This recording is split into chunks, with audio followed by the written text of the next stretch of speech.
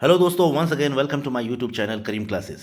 दोस्तों, आज मैं आपके लिए लेकर आया हूँ 30 मोस्ट इंपॉर्टेंट क्वेश्चंस जो कि क्लास 10th की फर्स्ट फ्लाइट बुक से लिए गए। दोस्तों, मैं आपको बताना चाहूँगा क्लास 10th के बोर्ड एग्जाम में फर्स्ट फ्लाइट बुक से 19 नंबर के क्वेश्चन पूछे जाते हैं।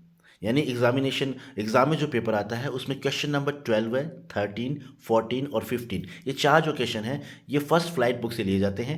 क्वेश्चन नंबर 12 और क्वेश्चन नंबर 13 ये सीन पेसेज होते हैं, और क्वेश्चन नंबर 14 जो है वो उस क्वेश्चन का आंसर आपको 80 वर्ड्स में देना होगा, और क्वेश्चन नंबर 15 है इसका आंसर आपको 20 वर्ड्स में देना होगा। तो कुल मिला के ये चार क्वेश्चन 19 नंबर के पूछे जाते हैं। आज की इस वीडियो में मैंने इन सभी क्वेश्चंस को शामिल करने की कोशिश की है, और मैं आपको रिकमेंड करना चाहूँगा कि एग्ज़ाम में जाने से पहले आप इन सभी क्वेश्चंस को, यानी आज की इस वीडियो को अच्छे तरीके से देख लें, समझ लें, और इन 30 क्वेश्चंस को आप अच्छे तरीके से याद कर लें। भले ही आप बेसिक लेवल के स्टूडेंट हो या एडवांस लेवल के, लेकिन इन क्वेश्चंस को आप जरूर याद कर लें, क्योंकि मैं इस बात की गारंटी लेता हूं कि एग्ज़ाम में आज के इस वीडियो से क्वेश्चन पूछे जाने की बहुत अच्छी संभावना है। तो चलिए बिना देरी किए शुरू करते हैं आज के इस वीडियो को। और आज का हमारा जो पहला क्वेश्चन है, जो मोस्ट इंपॉर्टेंट क्वेश्चन है, वो है जो कि ड्रामा से लिया गया है। हाँ, एक बात और मैं बताना चाहूँगा कि आपके कोर्स के हिसाब से जो ड्रामा आपके फर्स्ट फ्लाइट बुक में जो ड्रामा है प्रपोजल, इस चैप्टर से भी 2 नंबर का क्वेश्चन पूछा जाएगा। तो इस चैप्टर से मैंने 16 क्वेश्चन शामिल किए, तो आप इन 16 क्वेश्चन को अच्छी तरीके से शामिल कर लें, याद कर लें। आज के इस वीडियो में जो मैंने 16 क्वेश्चन प्रपोजल चैप्टर से लिए हैं, इन 16 क्वेश्चन को आप अच्छी तरीके से याद कर लें। मैं इस बात की गारंटी लेता हूँ इन 16 क्वेश्चन में से ही कोई ना कोई एक क्वेश्चन पक्का आपसे पूछा जाएगा। तो इन सभी क्वेश्चंस को आप अच्छे तरीके से याद करें और देखते हैं कौन कौन से क्वेश्चन हैं। तो हमारा पहला क्वेश्चन है, why did Lomov jump during his sleep, जो कि प्रपोजल से लिया गया है कि लोमो जो है वो नींद के दौरान उछलता क्यों है। तो इसका आंसर है, Lomov was suffering from a kind of strain in his left side. यानी लोमो जो था उसको शरीर के बाएं हिस्से में एक अजीब तरह का खिंचाव हुआ करता था। The pain reaches to his shoulder and head, और ये जो खिंचाव होता था, ये जो दर्द होता था, वो उसके कंधे और सर तक पहुंच जाता था। His jump due to that disease, बस इस बीमारी के कारण ही वो उछलता था। तो ये इसका आंसर हो गया। ठीक है, सेकेंड क्वेश्चन आपका जो है वो ये है, वाई डिड लोमो से अबाउट द डिस्प्यूटेड लैंड। अब उनका विवाद था लोमो का और चुबुकोव्स का, है ना। उन दो परिवारों का आपस में क्या विवाद था, एक विवादित जमीन थी, उसको लेकर उनका विवाद था। तो ये क्वेश्चन बनता है कि व्हाट डिड लोमो से अबाउट द डिस्प्यूटेड लैंड, यानी उस विवादित भूमि के बारे में वो क्या कहता है। तो लोमो का आंसर था, Lomov told the land belong to his aunt's grandmother. Lomov कहता है कि ये जो जमीन है वो उसकी चाची की दादी से संबंधित, चाची की दादी की है। ठीक है ना। She gave the land to the peasants of Natalia's father's grandfather for free use. और वो कहता है कि उसकी चाची की जो दादी थी, उसने अपनी ज़मीन नतालिया के पिताजी के दादाजी को मुफ्त में यूज़ करने के लिए दी थी, उनके किसानों को मुफ्त में यूज़ करने के लिए दी थी। यानी वो ऐसा अपना स्पष्टीकरण उस ज़मीन के बारे में देता है। Question number 3, what did Natalia say about the disputed land. अब नतालिया उस विवादी जमीन के बारे में क्या कहती है, दोनों की अलग अलग राय थी ना, उनका आपस में झगड़ा होता है। लोमो तो कहता है कि उसकी चाची की दादी की जमीन थी और उन्होंने नतालिया की दादा के किसानों को मुफ्त में यूज़ करने के लिए दी थी। लेकिन नतालिया जो है उसका इसके बारे में अलग राय, वो क्या कहती है। Natalia said that their land extended to burnt mass which includes oxen meadows। यानी नतालिया जो है वो ये कहती है कि उनकी जो ज़मीन है वो बर्न्ट मास तक फैली हुई थी, और जिसमें ये ऑक्शन मीडोज, यानी जिस ज़मीन पर उनका विवाद था, वो भी उसके अंदर इंक्लूड है। ऑक्शन मीडोज यानी बैलों के चरागाह जो है वो भी उसकी ज़मीन के अंदर इंक्लूड है, उसकी ज़मीन में शामिल है। So there was not any need to argue about it, इसलिए इस मुद्दे पर बहस करने की कोई भी ज़रूरत नहीं है, नतालिया ये बात कहती है। क्वेश्चन नंबर 4, क्वेश्चन नंबर 4 हमारा कहता है, ये रहा, व्हाट डिड नतालिया से लोमो एज डेमन ऑफ कॉन्ट्रडिक्शन। यानी नतालिया जो है लोमो को विरोधाभास का राक्षस क्यों कहती है। तो इसका आंसर हो जाएगा, Natalia said that Lomov was a demon of contradiction. यानी नतालिया जो है लोमो को विरोधाभास का राक्षस इसलिए कहती है क्योंकि he first contradicted the ownership of the oxen meadows. क्योंकि पहले तो वो ऑक्शन मीडोज को लेकर, यानी बैलों के जो चरागाह है उसको लेकर वो क्या करता है, उसके स्वामित्व को लेकर, उसके मालिकाना हक को लेकर वो विवाद खड़ा कर देता है।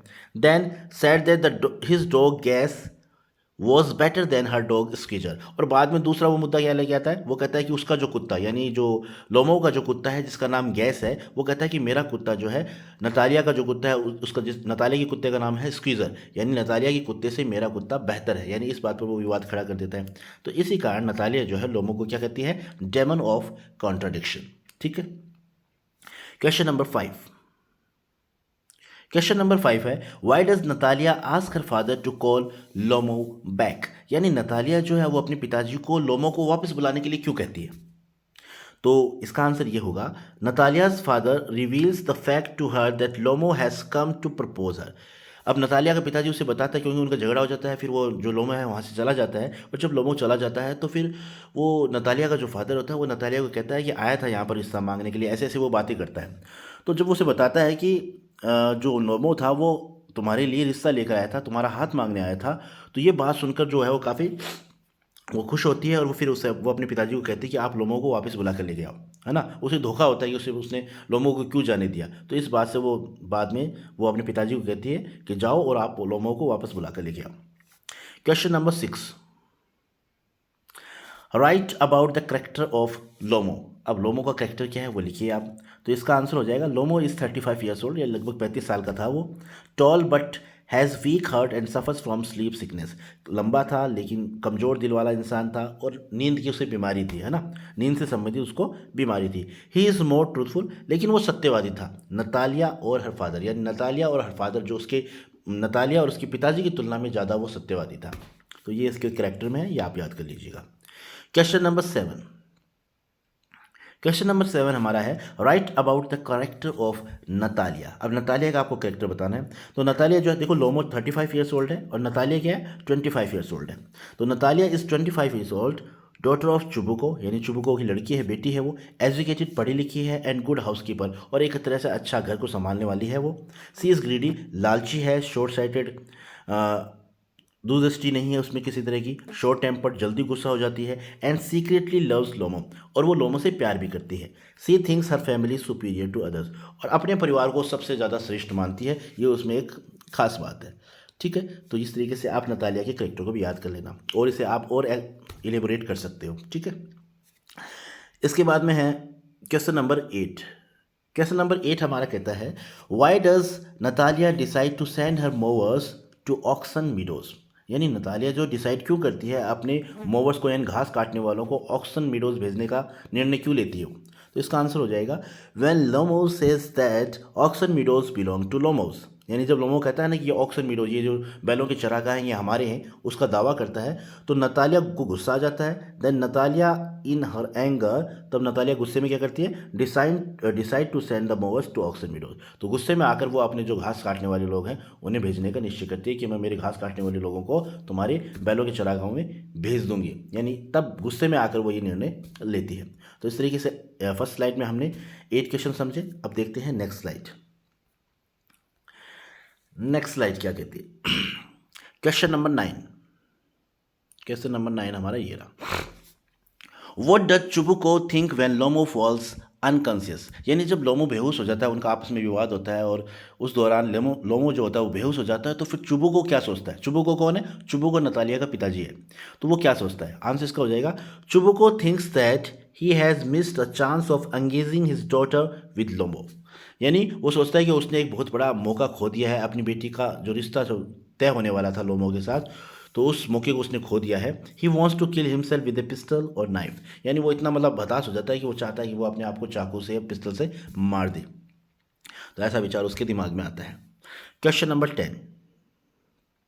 क्वेश्चन नंबर 10 हमारा क्या कहता है, what does लोमो say about नतालियाज dog.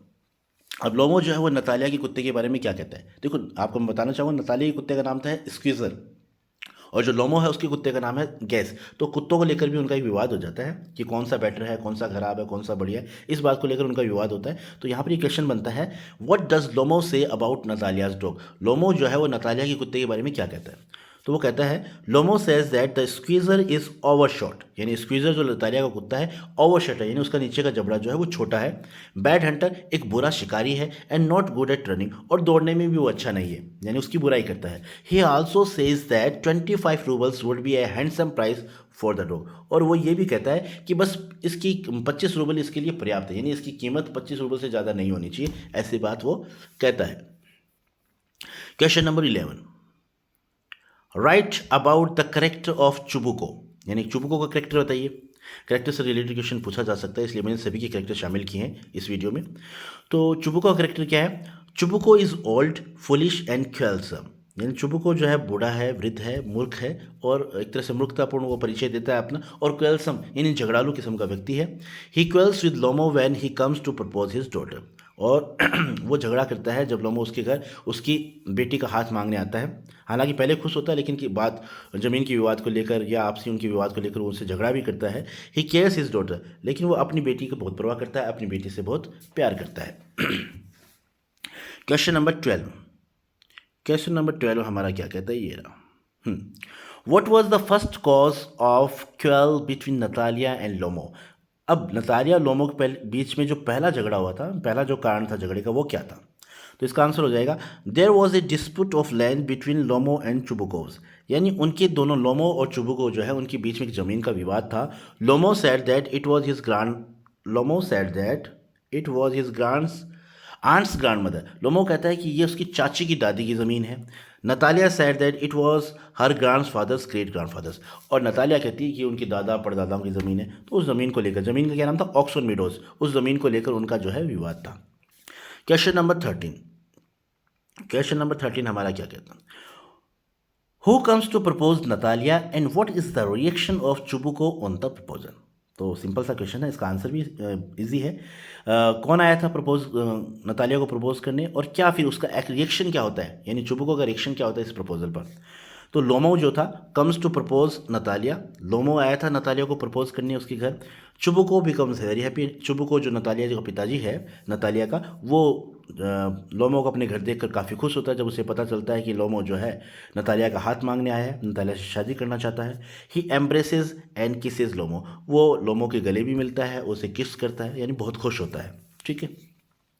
Question number 14, question number 14 हमारा है why did Lomov want to marry immediately, यानी लोमो जो था वो जल्दी शादी करना क्यों चाहता था? तो इसका आंसर हो जाएगा Lomov wanted to marry immediately because he was getting older day by day, यानी लोमो जो है वो जल्दी शादी करना चाहता था क्योंकि वो दिन पर दिन अब बूढ़ा होता जा रहा था। He has already attend 35 years, यानी 35 साल का तो वो ऑलरेडी हो चुका था, इसलिए वो जल्दी शादी करना चाहता था। क्वेश्चन नंबर 15, क्वेश्चन नंबर 15 हमारा है what accusations were levelled against Lomov and his family by Chubukov, यानी चुबुको जो है वो लोमो और उसके परिवार के खिलाफ क्या क्या एलिगेशंस आरोप लगाता है? तो इसका आंसर हो जाएगा चुबुको कंसीडर्ड लोमो लो, यानी इस सेंटेंस का मतलब हुआ चुबुको कंसीडर्ड लोमो लो, यानी चुबुको जो है वो लोमो को काफ़ी निम्न श्रेणी का व्यक्ति समझता है। He called लोमोज father a guzzling gambler, यानी वो लोमो के पिताजी को क्या कहता है? लोमो के पिताजी को एक आदतन जुआरी कहता है। लोमो के दादाजी को वो शराबी कहता है। एंड हिज आंट एंड एलोपर, और वो कहता है कि उसकी चाची भगोड़ी थी, है ना, चाची को भगोड़िया ने एलोपर वो बताता है। तो इस तरीके से वो ऐसे आरोप उनके ऊपर लगाता है। अब देख लेते हैं क्वेश्चन नंबर 16, क्वेश्चन नंबर 16 हमारा क्या कहता है? क्वेश्चन नंबर 16 है what do Natalia and चुबुको say about लोमोज dog gas, यानी पिछले क्वेश्चन में मैंने नतालिया की डॉग के बारे में उसने लोमो ने क्या कहा था उसके बारे में बताया था। अब इस क्वेश्चन में क्या है, नतालिया और जो चुबुको है वो लोमो की डॉग के बारे में क्या कहते हैं? तो इसका आंसर हो जाएगा Natalia says that gas is old. अब नतालिया जो लोमो के कुत्ते के बारे में कहती है कि लोमो का जो कुत्ता है जिसका नाम गैस है वो काफ़ी बूढ़ा है, सिली मूर्ख टाइप में है, हाफ डेड मरा हुआ सा है। चुबुको says that gas is poor breed, लेकिन चुबुको जो है नतालिया का जो पिताजी है वो कहता है कि गैस इज प्योर ब्रीड, यानी एक शुद्ध वंश का कुत्ता है, अच्छे वंश का कुत्ता है। On his feet firm on his feet, और उसके पैर जो हैं वो काफ़ी मजबूत हैं। But he is old and his मजल इज़ शॉर्ट, लेकिन वो थोड़ा बूढ़ा है। और हिज मजल, और मजल जो होता है उसका मुंह जो है वो थोड़ा छोटा है। हिज मजल इज़ शॉर्ट, और उसका मुंह जो है थोड़ा छोटा है। तो ये बातें वो लोमोज के कुत्ते के बारे में कहते हैं। लोमोज के कुत्ते का नाम है गैस। ठीक है। अब बात कर लेते हैं नेक्स्ट क्वेश्चंस की, और नेक्स्ट क्वेश्चंस है हमारी नेक्स्ट स्लाइड में क्वेश्चन नंबर 17। क्वेश्चन नंबर 17 क्या कहता है? क्वेश्चन नंबर 17 है, यानी पिछले 16 क्वेश्चन हैं वो हैं प्रपोजल से रिलेटेड, यानी प्रपोजल जो चैप्टर है, ड्रामा जो चैप्टर है उससे लिए गए हैं। और निश्चित रूप से इन 16 क्वेश्चन में से 2 नंबर का क्वेश्चन आपको पूछा जाएगा एग्जाम में। तो मैं आपको रिकमेंड करना चाहूँगा कि इन 16 क्वेश्चन को आप अच्छी तरीके से याद कर लें। 16 ही नहीं, इन सभी 30 क्वेश्चन को आप अच्छी तरीके से याद कर लें, ठीक है। अब बात करते हैं क्वेश्चन नंबर 17 की। 17 का क्वेश्चन है, draw a character sketch of Lencho, यानी फर्स्ट चैप्टर से लिया गया है, ए लेटर टू गॉड वो चैप्टर है, उस चैप्टर से लिया गया है। तो लेंचो का कैरेक्टर आपको याद कर लेना है। Lencho is a farmer, he works hard in his fields. Lencho जो है किसान है, वो अपने खेतों में काम करता है। ही नोज अबाउट फार्मिंग, वो अच्छी तरीके से जानता है खेती के बारे में। He has firm faith in God and his kindness, और भगवान में उसका बहुत अच्छा विश्वास है, बहुत गहरा विश्वास है। He is told that nobody dies of hunger, और उसे मतलब ऐसा विश्वास है कि कोई भी भूख से नहीं मरता है। ही कैन प्रेडिक्ट वेल, अच्छी भविष्यवाणी कर सकता है। He is sure of getting help from God, और आश्वस्त है कि भगवान उसकी मदद जरूर करेगा। He commits only one mistake, that he fails to imagine that 70 pesos were sent by none other than the post office employees themselves। बस वो वहाँ पर असफल हो जाता है, यानी ये चीज़ नहीं जान पाता कि जो 70 पैसों जो भेजे थे वो किसी और ने नहीं भेजे थे, बल्कि पोस्ट ऑफिस के कर्मचारियों ने उसे भेजे थे। We may call Lencho stupid, हम लेंचो को स्टूपिड कह सकते हैं, but actually he is an innocent person, लेकिन वो काफ़ी ईमानदार व्यक्ति है। वास्तव में वो काफ़ी ईमानदार और मासूम व्यक्ति है। Who is ignorant of worldly ways, जो कि इन सांसारिक बातों से एकदम अनजान है, इस भौतिकतावादी युग से एकदम अनजान है। ही मे सीम कॉमिकल, वो हास्यास्पद दिख सकता है, बट इनफैक्ट, लेकिन वास्तव में this is his simple nature, लेकिन ये उसका स्वाभाविक नेचर है, यानी ऐसा नेचर इस चैप्टर के अंदर उसका बताया गया है। तो इस तरीके से इस क्वेश्चन को आप इसी तरीके से आपको याद करना है, ठीक है। अगर एग्जाम में पूछा जाता है तो इसी तरीके से आपको अपना आंसर देना है। क्वेश्चन नंबर 18 जो कि सेकेंड चैप्टर से लिया गया है, what are Mandela's views about the oppressor and the oppressed, यानी ऑपरेशर और ऑपरेस्ड के बारे में मंडेला, नेल्सन मंडेला के क्या विचार है। तो ऑपरेशर तो वो होते हैं जो जिनका दमन किया जाता है, और ऑपरेशर तो वो हैं जो दमन करते हैं किसी का, यानी अत्याचारी आप कह सकते हैं, और ऑपरेस्ड वो हैं जिनका दमन किया गया है, जो शोषित है, ठीक है ना। तो इनके बारे में मंडेला के क्या विचार है, आंसर देख लेते हैं। In Mandela's views both the oppressed and oppressor are devoid of freedom. Mandela क्या कहता है कि मंडेला कहता है कि ऑपरेशर हो चाहे ऑपरेस्ड हो, यानी दमन करने वाले हो और चाहे जिनका दमन हुआ है वो लोग हो, दोनों ही स्वतंत्रता से क्या है, वंचित हैं। The oppressed is the slave of the oppressor, यानी ऑपरेस्ड जो है, यानी जिनका शोषण किया गया है, वो अत्याचारियों क्या है, गुलाम है। He can not do anything at his own will, वो अपनी मर्जी से कुछ भी नहीं कर सकते हैं। He lives a miserable life that compels him to hate the oppressor, और वो एक काफ़ी दुखी जीवन जीते हैं, जिसके कारण वो क्या, दुखी जीवन जीने के कारण वो ऑपरेसर हैं उनसे नफरत करते हैं। On the other hand a man who takes away another man's freedom is the prisoner of hatred, और दूसरी तरफ वो ये भी कहता है कि एक इंसान जो दूसरे इंसान की स्वतंत्रता को छीनता है, वो खुद भी घृणा से भरा हुआ है। He is locked behind the bars of prejudice and narrow mindedness, वो कहता है कि वो एक तरह से पूर्वाग्रह से ग्रस्त है और संकीर्ण मानसिकता से भरा हुआ है। The person who takes away the freedom of other people is not truly free, जो व्यक्ति दूसरे व्यक्तियों की स्वतंत्रता को छीनता है वो वास्तव में स्वतंत्र नहीं है। Both the oppressed and the oppressor are robbed of their humanity, यानी दोनों ही, चाहे वो ऑपरेस्ड हो चाहे वो अत्याचारी हो या अत्याचार करने वाले हों, दोनों ही लोगों की मानवता जो है वो लूट ली गई है, ऐसा मंडेला का विचार है, ठीक है। तो ये क्वेश्चन आप याद कर लेना इस तरीके से। क्वेश्चन नंबर 19 जो कि थर्ड चैप्टर से लिया गया है, explain the first flight of the young seagull when his mother tricked him for the fish food, यानी फर्स्ट फ्लाइट जो यंग सीगल था उसकी पहली उड़ान को थोड़ा सा आप बताइए डिटेल में कि किस तरीके से उसकी माँ उसे ललचाती है और खाने के लिए, और फिर उड़ना वो सीख जाता है। तो इसका आंसर हो जाएगा when the young seagull's mother tricked him for the fish food, जब वो यंग सीगल जो था उसकी माँ जो उसे बरगलाती है, ललचाती है खाने के लिए, he was maddened with hunger, यानी वो भूख से पागल हो जाता है, and decided to snatch it, और वो उसे छीनने का निश्चय करता है। As the young seagull dived at the fish, और जैसे ही वो गोता लगाता है मछली के ऊपर, यानी मछली को पकड़ने के लिए छलांग लगाता है, with A loud scream he fail outward and downwards into space, तो वो क्यों चट्टान पे बैठा होता है, और जैसे वो उसे छीनने के लिए झपट्टा मारता है तो वो एक बड़ी चीख के साथ ऊपर नीचे करता हुआ, मतलब आसमान में वो उड़ता है। ए मॉन्स्टर्स टेरर सीज्ड हिम, और जब वो अपने पंख फड़फड़ाता है तो एक भयानक डर उसे कैद कर लेता है। And his heart stood still, और उसका हृदय जो है एकदम बैठ जाता है, क्योंकि उसने पहली बार उड़ा था इतना। ही कुड हियर नथिंग, और वो कुछ भी नहीं सुन पाता है। But it only lasted a minute, लेकिन अगले ही मिनट यानी 1 मिनट में उसका ये डर जो है वो खत्म हो जाता है। The next moment his wings spread outwards, अगले ही पल उसके पंख जो हैं वो फैल जाते हैं। The wind rushed against his breast feathers, his stomach and his wings, and he started soaring. और अगले ही पल जो है हवा उसकी उसके पंखों से, उसके पेट से टकराती है और वो उड़ना शुरू कर देता है। Thus the young seagull had its first flight. तो इस तरीके से यंग सीगल जो है वो अपनी पहली उड़ान भरता है। अब देख लेते हैं नेक्स्ट स्लाइड। नेक्स्ट स्लाइड हमारी क्या कहती है। नेक्स्ट स्लाइड में हमारा क्वेश्चन नंबर 20।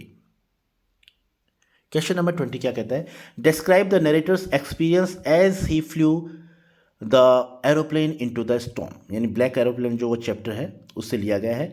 तो नरेटर का एक्सपीरियंस, अनुभव आपको डिस्क्राइब करना है जब वो अपने एरोप्लेन को उड़ाता है, तूफान के अंदर अपने हवाई जहाज़ को उड़ाता है, तो उस एक्सपीरियंस को आपको एक्सप्लेन करना है।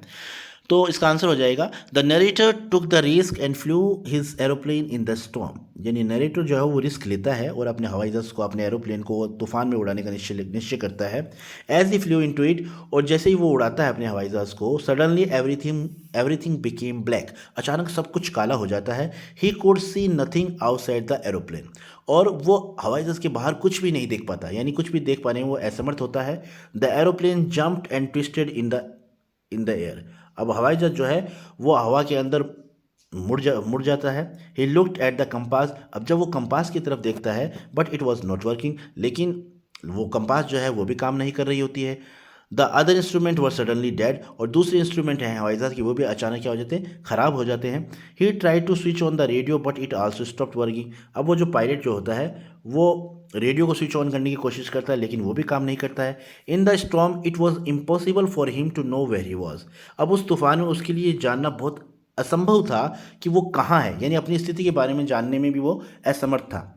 ही could not make contact to the control room, और वो कंट्रोल रूम से भी कॉन्टैक्ट नहीं कर सका।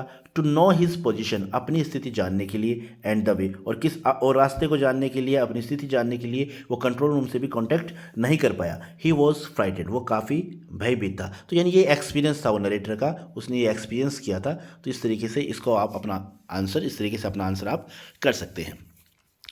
अब है क्वेश्चन नंबर 21। क्वेश्चन नंबर 21 है, उसमें आपको करेक्टर लिखना है। Draw a character sketch of mister Kissing, यानी मिस्टर किसिंग का आपको करेक्टर बताना है। तो mister Kissing is a maths teacher, mister Kissing जो है वो गणित के अध्यापक हैं। He does not like anybody to talk in his class, और वो ये बात पसंद नहीं करते कि कोई उनकी क्लास में बात करे। He is a strict disciplinarian, यानी एक तरह से बहुत ही स्ट्रिक्ट वो अनुशासक हैं, डिसिप्लिन अनुशासन चाहने वाले हैं वो। ही बिकम्स एंग्री विद एने ड्यू टू हर टॉकेटिवनेस, और वो कई बार एने से नाराज़ हो जाता है। क्यों नाराज़ हो जाता है, क्योंकि एने जो है वो बहुत ज़्यादा बात करती है। He ask her to write 3 essays in 3 different subjects as punishment, और वो उसको यानी एने को पनिशमेंट के तौर पर 3 तरह के ऐसे लिखने को कहते हैं। He is against corporal punishment, और ये मिस्टर किसिंग की ये खास बात है कि वो कॉर्पोरल पनिशमेंट के खिलाफ है, यानी शारीरिक दंड देने में वो बिल्कुल भी विश्वास नहीं करते हैं। He gives extra homework as punishment, यानी पनिशमेंट के नाम पर वो एक्स्ट्रा होमवर्क देते हैं। He has self respect also, अपना वो खुददार भी है एक तरह से। N a last essay in the form of verse is taken by him in the right sense, और एल जो है लास्ट जो अपना ऐसे लिखती है, जो एक कविता के रूप में लिखती है, उस ऐसे को भी काफ़ी गहराई से वो समझते हैं। थस इस प्रकार ही is an intelligent, gentle and sensitive person. तो इस तरीके से हम कह सकते हैं कि मिस्टर किसिंग जो है वो एक बुद्धिमान, एक उदार और एक काफ़ी संवेदनशील व्यक्ति है। ठीक है। Question number 22। क्वेश्चन नंबर 22 क्या कहता है, ये 100 ड्रेसेस से लिया गया है ये question. Write the character sketch of Wanda, अब वांडा को करेक्टर स्केच लिखना इंपॉर्टेंट क्वेश्चन है, आप याद कर लीजिएगा। Wanda Petronski is the only Polish girl in her class, यानी वांडा का करेक्टर लिखना है। तो वांडा पेट्रोन्स्की जो है वो एकमात्र पॉलिश गर्ल थी अपनी क्लास में, बाकी सभी अमेरिका से बिलोंग करते थे, अमेरिकन थे। वांडा जो थी वो पॉलिश गर्ल थी। She is a quiet and reserved girl, यानी एकदम शांत रहने वाली लड़की थी। She rarely says anything to anybody at all, और बहुत ही कम वो किसी दूसरे को अपनी बात कुछ कुछ कहती थी, मैंने बहुत ही कम बोलती थी वो क्लास में। Nobody has ever heard her laughing loudly, किसी ने भी उसे हंसते हुए नहीं सुना था या नहीं देखा था। When she smiles she twists her face, और जब वो हंसती थी तो वो अपना चेहरा मोड़ लेती थी, घुमा लेती थी। She is a good painter also, लेकिन एक वो काफ़ी अच्छी पेंटर थी। She has prepare drawings of 100 dresses, और उसने क्या किया था, 100 ड्रेसेस की एक ड्राइंग जो है तैयार की थी। She has a good sense of humour, उसका सेंस ऑफ ह्यूमर काफ़ी अच्छा है। She has only one dress that she wears every day, उसके पास एक ही ड्रेस है जो हमेशा वो पहनती है। बट सी सेज, लेकिन वो कहती है that she has 100 dresses all lined up in the closet, लेकिन वो कहती है कि उसके पास 100 ड्रेसेस हैं जिसे उसने अलमारी में सलीके से रखा हुआ है। तो इस तरीके से वंडा का करेक्टर है, ये आप याद कर लीजिएगा। क्वेश्चन नंबर 23, क्वेश्चन नंबर 23 क्या कहता है, how can you say that Wanda liked her old school, its students and teachers. आप कैसे कह सकते हो कि वंडा जो है अपने पुराने स्कूल को, अपने विद्यार्थियों को, अपने अध्यापकों को पसंद करती है, कैसे कह सकते हो ये बात। तो इसका आंसर इस तरीके से आपको लिखना है, Wanda wrote a letter to her old teacher, Wanda ने एक पत्र लिखा अपने पुराने अध्यापक को, मिस मैसन को। She wrote that she miss that school and her new teacher did not equalise with Miss Mason, वो कहती है कि वो अपने पुराने स्कूल को काफ़ी याद करती है, उसने ऐसा लिखा, और उसके जो नए अध्यापक हैं वो मिस मैसन की इक्वलाइज नहीं है, मतलब मिस मैसन की बराबरी नहीं कर सकते हैं। She did not complain about Peggy's misconduct too, और उसने पैगी, यानी जो पैगी और मैडी जो थी उसे काफ़ी परेशान करती थी, उनकी भी शिकायत बिल्कुल नहीं की। She wished merry Christmas to Miss Mason and everybody, और उसने सभी को क्या क्या विश किया, मैरी क्रिसमस की विशेष दी सभी को, और मिस मैसन को भी विश किया उसने। She gifted all the drawings of 100 dresses to all her old friends, और उसने उपहार स्वरूप अपनी जो 100 ड्रेसेस की जो ड्राइंग है वो अपने पुराने दोस्तों को गिफ्ट की। All these facts show that she liked her old school, यानी ये सभी बातें ये दर्शाती हैं कि वो अपनी पुरानी स्कूल को पसंद करती थी। इच स्टूडेंट, अपने विद्यार्थियों को और टीचर्स को, यानी सभी को पसंद करती थी। Though she was misbehaved by girls but she never took offence, भले ही लड़कियों के द्वारा, यानी पैडी और जो मैडी और पैगी जो थी उनके द्वारा उसके साथ बुरा व्यवहार किया गया था, लेकिन उसने उनकी भी शिकायत नहीं की और ना कभी उनसे बदला उसने किसी तरह का लिया। तो इस तरीके से आपको अपना आंसर करना है। अब देख लेते हैं नेक्स्ट स्लाइड। नेक्स्ट स्लाइड हमारी क्या कहती है, क्वेश्चन नंबर 24। क्वेश्चन नंबर 24 क्या कहता है, how can you say that Peggy was not really cruel. आप कैसे कह सकते हो कि पैगी जो है वो वास्तव में इतनी निर्दयी नहीं थी, है ना, जो मैडी की दोस्त थी ना, तो पैगी क्रूअल नहीं थी, ऐसा कैसे कह सकते हो आप। तो इसका आंसर आप इस तरीके से दे सकते हो, Peggy was an American girl, Peggy जो थी एक अमेरिकन गर्ल थी। She was the most popular girl in the school, और जो स्कूल में काफ़ी प्रसिद्ध थी। सी वॉज आल्सो प्रेटिकल, सुंदर भी थी वो। She did not like lies, और वो झूठ बोलना पसंद नहीं करती थी। There are some details which tell us that Peggy was not cruel, कुछ ऐसी बातें हैं जो बताती हैं कि पैगी जो है वो निर्दयी नहीं थी। She protected small children from bullies, वो छोटे बच्चों को बड़े बदमाश लोगों से बचाती थी, यानी उनकी सुरक्षा करती थी। She was the most popular girl in her school, अपने स्कूल में सबसे ज़्यादा प्रसिद्ध थी, पॉपुलर थी वो। She cried for hours if she saw an animal being mistreated, और उसके बारे में बताया जाता है कि वो घंटों रोती थी अगर कोई किसी जानवर के साथ कोई बुरा व्यवहार करता था, तो ये देखकर भी वो घंटों रोती थी, यानी इतनी मतलब वो संवेदनशील थी। She teased Wanda for only fun, वो वेंडा को परेशान करती है सिर्फ मजाक के लिए, क्योंकि she told a lie that she had a 100 dress, क्योंकि उसने झूठ बोला था कि उसके पास 100 ड्रेस है।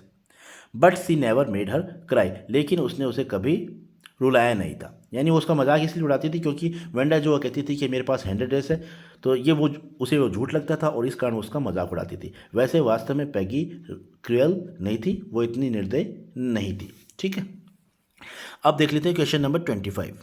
क्वेश्चन नंबर 25 हमारा क्या कहता है, क्वेश्चन नंबर 25 है, how did Peggy and Maddie different from Wanda. अब वांडा से पैगी और मैडी डिफरेंट किस तरीके से हैं, तो इसका आंसर इस तरीके से आपको करना है, both Peggy and Maddie were American, यानी पैगी और मैडी जो है दोनों अमेरिकन है, but Wanda was a Polish girl, लेकिन वांडा क्या है, पॉलिश गर्ल है। Peggy and Maddie were inseparable friends, अब यानी पैगी और मैडी जो है वो एकदम जिगरी दोस्त हैं, एक तरह से कह सकते हो आप। एंड हैड मैनी फ्रेंड, और उनके और भी काफ़ी दोस्त हैं। But Wanda had no any friend, लेकिन वांडा के कोई भी दोस्त नहीं है। Peggy and Maddie use to tease Wanda but she said nothing. अब पैगी और मैडी जो है वो उसको तंग करते हैं वांडा को, लेकिन वांडा उसे उन्हें कुछ भी नहीं कहती है। She had the power to bear the insult. Wanda में क्या है, इंसल्ट को सहने की शक्ति है। Wanda has a poor girl. Wanda एक गरीब लड़की है and had only one dress that she use to wear. और वांडा के पास में एक ही ड्रेस है जिसे वो हमेशा पहनती है। But Peggy and Maddie had many. लेकिन पैगी और मैडी जो हैं उनके पास बहुत सारी ड्रेसेस हैं।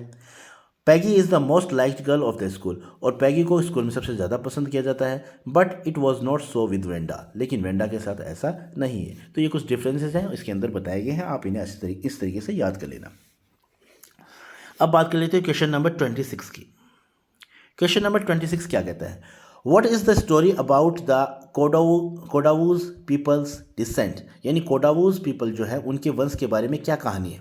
तो इसका आंसर है there are two stories about the Kodavus people's descent. यानी दो कहानियां हैं कोडावू जो कि लोग हैं उनके वंशों के बारे में, वंश के बारे में। According to the first story, पहली कहानी के अनुसार दे बिलोंग टू ग्रीक। यानी इनका संबंध ग्रीक लोगों से है। A part of Alexander's army settled here. कहते हैं कि एक ज़माने में सिकंदर की सेना जो है यहाँ पर सेटल हुई थी, यहाँ पर उन्होंने निवास किया था। This people married the locals. और इन लोगों ने यहाँ के स्थानीय लोगों से शादी कर ली।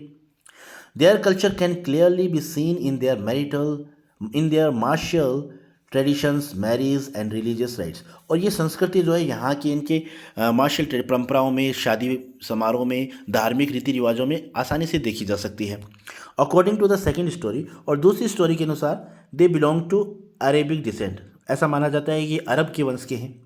दे wear a long black coat known as kupia. ये एक लंबा कोट पहनते हैं जिसे कुपिया के नाम से जाना जाता है। और ये कुपिया जो है सिमिलर है, किसके सिमिलर है, अरब के लोग जो पहनते थे एक लंबा कुर्ता जिसे कोट पहनते थे जिसे कुफिया कहते थे, ये उस कुफिया के सिमिलर है। तो ऐसा माना जा सकता है कि ये अरब के वंशज हैं। तो ये कहानियाँ हैं इनके बारे में प्रचलित, आप इस तरीके से इस क्वेश्चन को याद कर लेना। Question number 27। क्वेश्चन नंबर 27 है, what is the Chinese legend associate with the discovery of T. यानी चाइनीज़ कहानी क्या है जो चाय की खोज को लेकर, चाय की खोज से संबंधित जो चाइनीज़ लीजेंड है वो क्या है। तो इसके बारे में भी है, दो स्टोरी हैं। देर आर टू लीजेंड्स, किंवदंतियाँ हैं about the discovery of T. यानी दो किंवदंतियाँ, दो कहानियाँ हैं चाय की खोज के बारे में। One is about the Chinese emperor. एक कहानी तो है वो चाइनीज़ शासक के बारे में, प्रशासक के बारे में है। इट इज़ सैड, ऐसा कहा जाता है, that a Chinese emperor use to drink boiled water. कहा जाता है कि एक बार जो चीनी जो शासक था वो क्या करता था, उबला हुआ पानी पिया करता था। One day when the water was boiling, एक दिन क्या हुआ कि पानी जब उबल रहा था, a few leaves of the tricks burning under the pot fail into the water. यानी जब पानी उबल रहा था और उस आंच में जो लकड़ियाँ जल रही थी उनकी पत्तियाँ कुछ टूटकर पानी में गिर जाती हैं। They gave it A delicious flavour. और वो पत्तियाँ जो है इस पानी में एक अलग ही फ्लेवर पैदा कर देती हैं, यानी एक अलग उसका टेस्ट चेंज कर देती हैं। It is said that they were tea leaves. और ऐसा कहा जाता है कि वो पत्तियाँ जो थी वो चाय की पत्तियाँ थी। Thus the Chinese emperor discovered tea. तो इस प्रकार चाय का आविष्कार हुआ। इस तरीके से आप अपना आंसर दे सकते हैं। अब देख लेते हैं नेक्स्ट स्लाइड। नेक्स्ट स्लाइड में कौन सी क्वेश्चन है ये देख लेते हैं। क्वेश्चन नंबर 28, क्वेश्चन नंबर 28 क्या कहता है, what did Valli find out about the bus journey, how did she find out these details. यानी बस यात्रा के बारे में उसने क्या पता लगाया, कैसे पता लगाया इन डिटेल्स के बारे में। इसका आंसर ये हो जाएगा, about the bus journey Valli find out that the town was 6 miles away from her village. यानी उसने ये पता लगाया कि जो कस्बा जो है वो उसके गांव से 6 मील दूर है। द फेयर वाज 30 पैसा। और एक तरफ जाने का किराया कितना है, 30 पैसा है। The trip to the town took 45 minutes. और कस्बे तक पहुंचने में 45 मिनट लगेंगे। And she could return home on the same bus. और वो उसी बस से वापस भी लौट सकती है। यानी ये जानकारियाँ उसने लोगों से सुनकर बटोर ली थी। She found out these details by carefully listening to the conversations between her neighbors and the people who regularly use the bus. यानी ये बातें उसने कहाँ से सुनी थी, कहाँ से पता की थी, लोगों से, उसके आसपास के जो पड़ोसी थे जो बातें करते थे उनसे सुना था। और जो रोज़ाना लगभग उस बस में यात्रा करते थे उन लोगों से ये बातें सुनी थी उसने। She also asked a few discreet questions here and there. और उसने कुछ प्रश्न, अपने कुछ विवेकशील प्रश्न पूछकर भी लोगों से अपनी ये जानकारी जो है बटोरी थी। ठीक है, अब देख लेते हैं क्वेश्चन नंबर 29। क्वेश्चन नंबर 29 क्या कहता है, why does the writer go to Basra, how long does he wait there and why. यानी राइटर जो है, लेखक जो है वो बसरा क्यों गया, क्यों जाता है और कितने टाइम वहाँ पर रहता है और क्यों रहता है। तो इसका आंसर हो जाएगा he goes to Basra to the consulate general to collect and answer his mail from Europe.